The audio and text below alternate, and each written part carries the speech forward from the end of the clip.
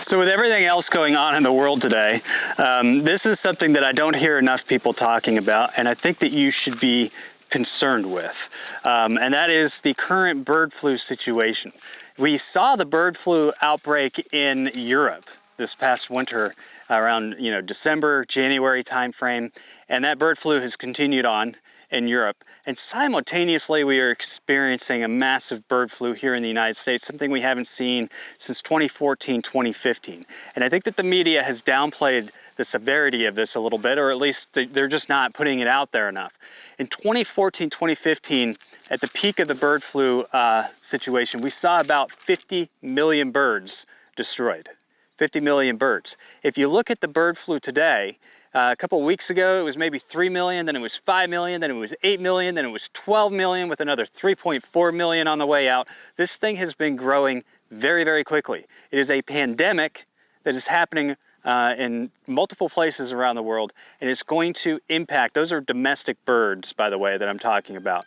It's going to impact the domestic birds, poultry birds that we rely on for food. And when you look at the overall situation that we're facing, poultry prices are already at extremely high prices right now. I think that poultry is up considerably over the past year or so. And a lot of that has to do with meat prices going up, hog prices going up. I think pork prices were up 45% year over year, something ridiculous. Beef prices were also up in the mid 30 percentile range. Poultry was maybe up somewhere in the 20s, might have been 50s. It's hard for me to remember all these numbers, but they were all dramatic numbers that we saw these prices of protein up. And so a lot of that has to do with grain shortages, fertilizer shortages, and a lot of the grain and fertilizer shortages we haven't even experienced yet. A lot of those we'll experience in 2023. So that a lot of the feed that we rely on is going to be not supplied to us in 2023.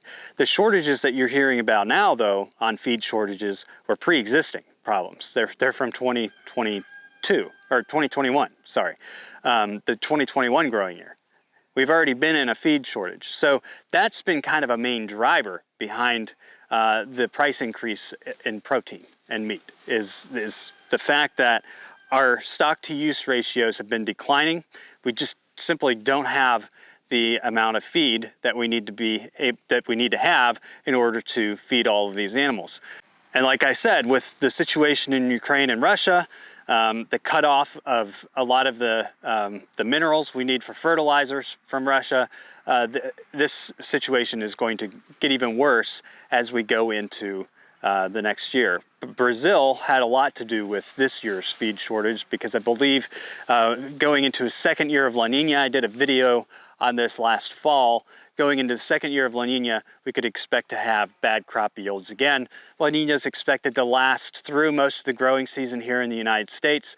All of that is impacting the yields on crops, which are then used, some of them are used to feed these animals. So from that standpoint, the inputs for farmers have gone up substantially, and so have the meat costs.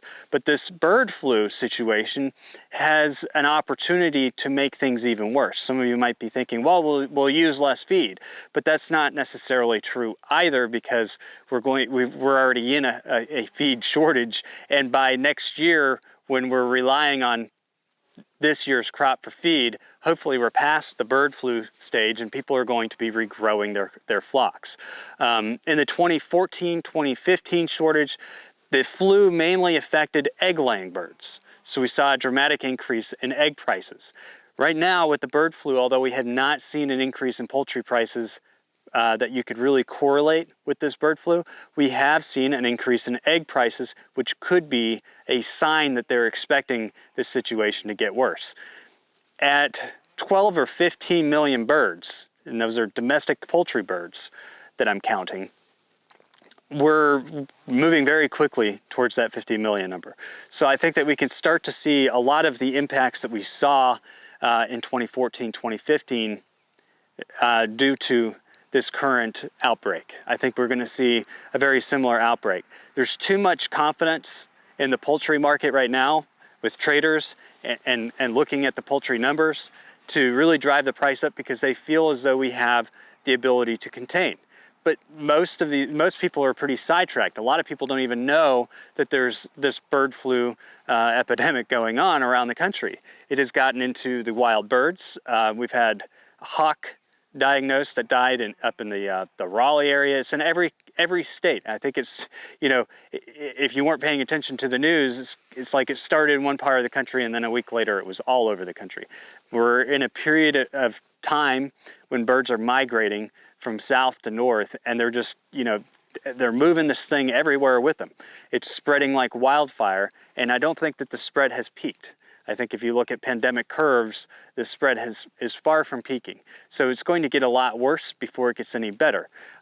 Here in North Carolina, our zoo has shut down their aviary. They won't even let people in and out because this flu strand could actually pass between humans to birds. And so there's just a whole lot of things that they're trying to do to contain it, but it's already in the wild bird population. You've seen entire aviary reserves have to kill off their birds because of the flu situation. I mean, it's actually pretty bad.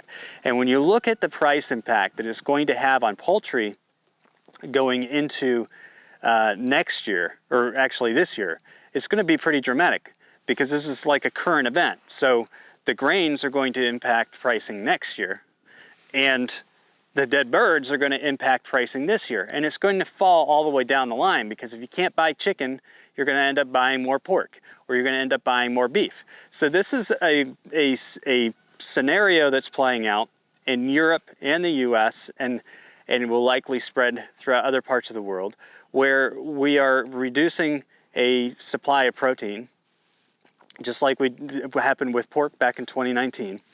And it's going to take years to recover, especially when you're talking about the egg-laying birds. I mean, a lot of these will take years to recover. You know, there's another interesting facet to this when it comes to the meat layers, and that's been that the hatchability of new birds has actually been decreasing in recent years. And I don't know enough of the science to completely explain what's going on there. Maybe we've modified the birds too much and interbred them and everything else, but the hatchability of new birds has actually gone down since 2014, 2015. And it's been kind of an underlying issue that the USDA actually mentioned in its report before the bird flu even came out this year. They expected a 1% increase in poultry production, and the reason why they didn't expect it would be more was because of hatchability. So with this bird flu, I think that the outbreak is going to continue. I think it's going to be as bad, if not worse, than 2014, 2015.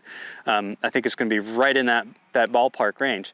And any of the birds that it impacts, I think our recovery time is going to be slower than 2014, 2015. Now, there are other things that we could do to boost that growth. We could overstock our bird population, which will most likely happen in 2023, which is going to put more pressure on the grain supply because the hatcheries and those who are growing the birds are going to try and catch up to where they've had to leave off by killing millions of birds this year because of the flu.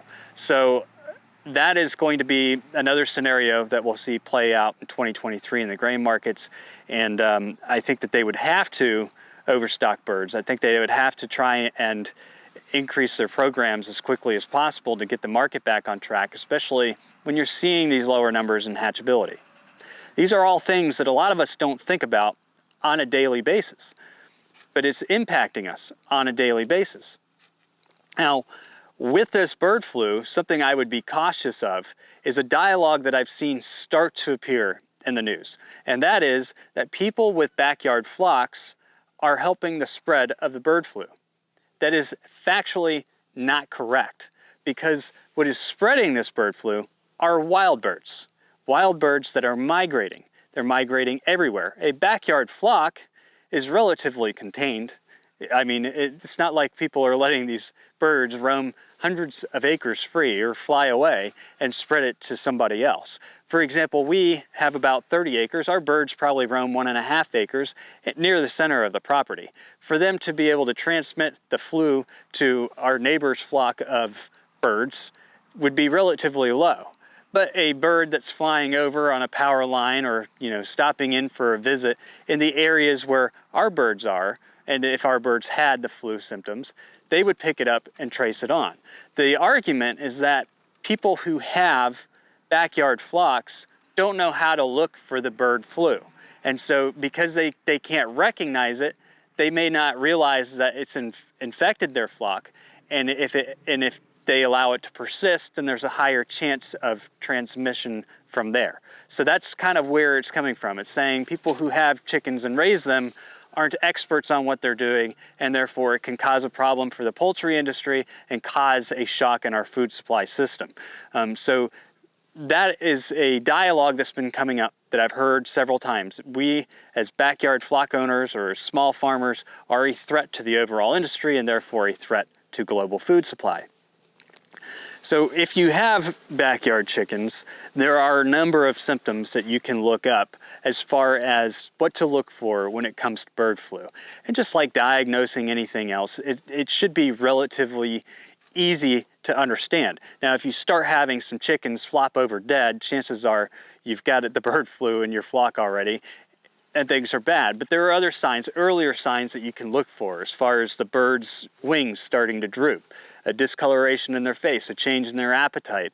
There's a lot of preliminary symptoms that you should be able to identify within your flock early on. And so I would suggest, for the health of your flock, that you keep an eye out for those symptoms. If you have two flocks that you keep them separate, move one further away from the other one, so that if the virus does make it into one flock, hopefully it can save the other flock. We've recently had a lot of our birds massacred by some dogs. I posted a video about it. So we actually have kind of two flocks right now. One is a much younger flock. They're inside still growing. They'll be inside for a few more weeks. And when we put them out, we may want to make that determination on whether or not we try and create a separate area for those birds. We've already discussed doing it as part of a breeding program to keep them from being interbred. But these are things that have been happening, and I think that a lot of people have overlooked the seriousness of this bird flu. It's not like the swine flu, where you could contain it by containing products from coming into the country, or contain it at our borders, or have dogs sniff out pork products in airports. This is something that is moving. It's migrating across the country, and it's falling down in feces and other things in areas where backyard flocks are, in areas where commercial chicken houses are. We have a lot of commercial chicken houses around us, and I remember in 2014, 2015, there was a couple houses that got shut down from the bird flu, quarantined. I mean, it was bad, and that could end up happening to you. And if you do have outside birds, your birds have a chance of getting infected, but not because they're spreading it, because the wild birds are spreading it. So keep an eye on this situation. What you may find in coming weeks, and it's just going to depend on what kind of regulations get passed down the line while none of us are paying attention to this pandemic. But you may find that you're not able to get certain chicks anymore, or you might find a limit to how many birds you can buy. For backyard flock managers, a lot of us depend on the ability to go out and find, birds from feed stores and things like that. You may want to invest in, and I'll put a link down below for some options, but you may want to invest in your own way of hatching eggs. So an incubator would be one way. You might want to get some lights for chicks. You might want to try and set up a program on your property where you can start growing your own chicks, because if they start cutting back, and they did this in 2014, 2015, they cut back your ability to buy chicks. They cut back the ability to sell live birds, and I'm sure all of those restrictions are coming if they're not already implemented in some areas. And so if you are dependent on that as a protein source for your own sustainability, you need to start implementing a strategy to how you're going to raise those on your own, how you're going to hatch them on your own, how you're going to replenish your supply on your own, because you're not going to be able to, especially when the dialogue is already turned against those who have backyard chickens, you're not going to be able to return to some of your normal resources in order to be able to acquire those birds or trade those birds or sell those birds. So this is something that I think we should all keep our eyes on. We should all pay attention to. Chickens are such an invaluable resource to the small homesteader, to the small farmer, even people who live in urban areas where they're allowed to have them as pets in their backyard. They are an important resource. They lay eggs every day. The price of eggs right now is at $3 a carton, I believe, or $3 a dozen, or was it $3 a dozen in 2014, and now they're close to that. I mean, with food inflation and things, you could see the price of eggs for a dozen go up, you know, and this is the cheap eggs, to, you know, $4 a dozen or something ridiculous like that. I remember in college paying $1.50 for an 18-pack. But these are all, these animals, these pets that people maintain, are an important resource, and I think that there's going to be some restrictions, whether you can't have chickens at all, or you're not able to buy them and trade them and sell them as live birds, that are going to put those who have that source of self-sufficiency in check without having the resources to hatch and grow your own. So that was just a quick update. I hope you guys are paying attention to it, and stay tuned. I'll be following this flu situation and see how bad it actually gets. And like I said, this is going to have an impact on meat supply in general, because if we have less poultry, we're going to end up buying more pork and more beef. And as that demand shifts, we'll have an imbalance pretty much in the protein markets. And at this point in time, I'm not even sure that you can say that you can rely on some of those alternative proteins, especially when you look at the crop results out of South America this year because of La Nina. You know, soybeans and some of those alternative proteins that vegetarians and veggie burgers like to put in them. I think that we're either going to have to move to a full synthetic protein in order to supply populations, or, you know, there's going to be something else that comes out there. I know that they're already looking into 3D printing of fully synthetic foods, but we're facing a compiling issue of crises that are going to continue to drive these protein prices substantially higher than where they already are. And like I said, next year, with much lower grains, and a year when they're going to have to be replenishing these flocks, it's going to continue to put pressure, upward pressure, on protein prices for the foreseeable future. So if there are other things that you can be doing, if you can add other sources onto your property, now would be the good time to go ahead and do that. I would try and stick with the animals that are small enough that you can process on your own, because just like we saw during the COVID-19 pandemic, we're going to see kind of a much stronger rush again towards local processors, local farmers. It's going to create a backfill in those processing facilities. We've already started to see back orders start increasing again in local processing facilities. So if you are able to raise animals that you can process on your own, that will give you a little more security while you're waiting in line to have a cow processed. But things aren't getting any better anytime soon, not with the compiling issues. If we were just dealing with the bird flu like we were in 2014, 2015, that would be one thing. But we're dealing with a lot of compounding issues that are just explosively blowing up these prices. So stay tuned. I'll try and follow some more of this stuff with you guys. Our nonprofit has been hard at work putting together our videos on the small farmers, visiting small farms. We want to help connect you with local farmers, help you understand how these local farmers operate, maybe give you ideas if you're looking to raise or grow on your own. It's not just about meat, but also produce. So if you're interested in learning, that series is developed through our nonprofit as an educational series for you guys. We're trying to help you guys either connect with them or and find resources, or learn to be able to do something on your own. That nonprofit is dependent on the support of our viewership, and I hope you guys continue to contribute to it.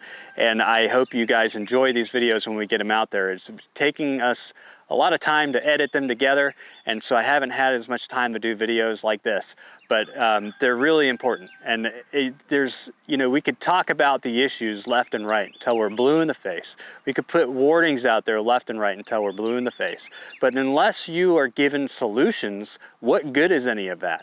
It's going to take years to recover from the grain shortages. It'll take years, it took years to recover from the bird flu in 2014, 2015. I think it's going to take that long this year, or from this year. It takes years for the supply chain to get back on track from COVID. So when you have it all compounded, I mean, we're getting years, decade out already, probably a decade from experiencing normalcy, and I don't even think that the events have finished unfolding. So this is a period of time when you need to be diligent in learning and putting these things to practice, finding your own place in basically a new world economy. And if you're a producer, if you're able to put together a program on your property to make it productive, even if it's just for your own self-sufficiency, you will be much better off. So stay tuned for those videos, learn from them, watch them, support the nonprofit. I think it's important what we're doing, and I think it's important to continue to educate the public on these types of issues, and not just the issues, but the solutions.